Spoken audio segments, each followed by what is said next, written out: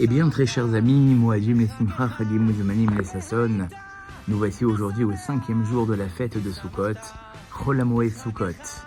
Le sens de la Sukkot, très chers amis, nous avons commencé à en parler au début des fêtes, et aujourd'hui, peut-être dire une idée de ce que dit le Talmud, Tse Midirat Keva, Veshev Bidirat Arai. Sors de ta maison fixe pour aller dans une maison provisoire, car effectivement, la Souka, très chers amis, c'est un endroit provisoire à tous les niveaux. Au niveau de notre confort, au niveau de notre aise, au niveau de notre sommeil, pour les plus courageux, puisque vous savez que la mitzvah essentielle, même si nous faisons la bracha sur la nourriture, la mitzvah essentielle reste celle du sommeil, de dormir dans la souka. Eh bien, très chers amis, pourquoi est-ce que la Torah a voulu nous habituer à cette idée de faire attention à sortir d'un endroit fixe et aller dans un endroit précaire? C'est peut-être, comme le disent nos sages, pour pouvoir avoir cette idée de ce monde comme un passage, comme un endroit où finalement tout est précaire, comme un endroit où nous n'avons pas la place à l'orgueil. La souka, effectivement, très chers amis, eh bien, c'est la capacité de pouvoir diminuer l'orgueil matériel, les ambitions matérielles, les plaisirs passagers, et se dire que finalement, après 120 ans, ce qui restera, ce sera que le spirituel. Et à ce sujet, une petite anecdote, c'est l'histoire d'un homme qui vient une fois voir son Rav pour lui demander conseil, comment finalement rabaisser son orgueil. Alors le Rav lui demande de rentrer dans la synagogue et de rester à côté de la Teva.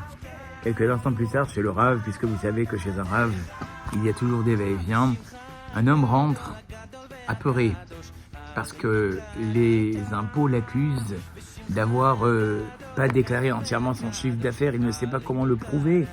Il sait qu'il est innocent, mais il ne sait pas comment prouver qu'il n'a pas rentré autant d'argent que les impôts lui demandent.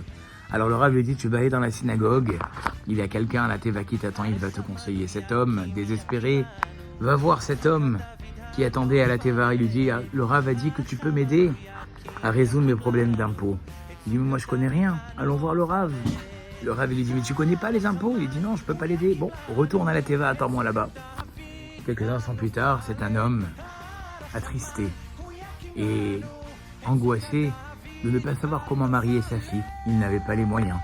Alors de nouveau, le Rav envoie cet homme qui devait marier sa fille chez ce monsieur qui l'attendait sur la Teva. Il lui dit, le Rav m'a dit que tu pouvais m'aider, que tu pouvais me donner de l'argent. Il dit, non, mais je n'ai pas d'argent. Je ne sais pas ce que le Rav veut de moi. Allons le voir. Il dit, mais tu n'as pas d'argent? Le Rav lui dit, tu n'as pas d'argent pour égaliser cette personne? Il dit, non, j'ai pas d'argent. Et entre-temps, une troisième personne rentre chez le Rav et demande à savoir est-ce que son poulet était cachère. Et il lui dit cette fois-ci, mais non, le poulet, je ne sais pas s'il est cachère. Il lui dit, ce que je te propose, eh bien, c'est d'aller voir cet homme-là à la Teva et lui demander si ce poulet est cachère. Il lui dit, mais Rabbi, ça ne sert à rien de me l'envoyer, je ne sais pas si le poulet est cachère. Il dit, bon, retourne à la Teva, j'arrive.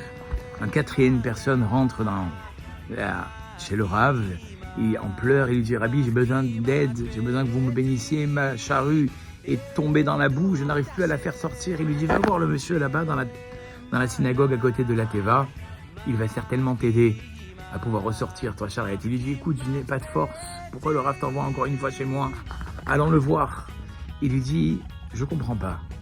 Tu n'as pas d'intelligence pour faire sortir quelqu'un de ses problèmes d'impôts. Tu n'as pas d'argent pour aider une jeune fille à se marier.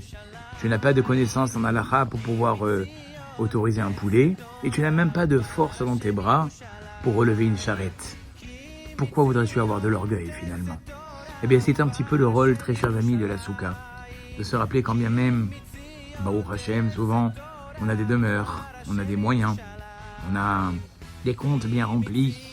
Se rappeler que tout ça, finalement, ce n'est pas l'essentiel. L'essentiel se trouve ici, c'est-à-dire dans cet endroit précaire qui nous pourra nous amener vers un monde bien plus spirituel après 120 ans.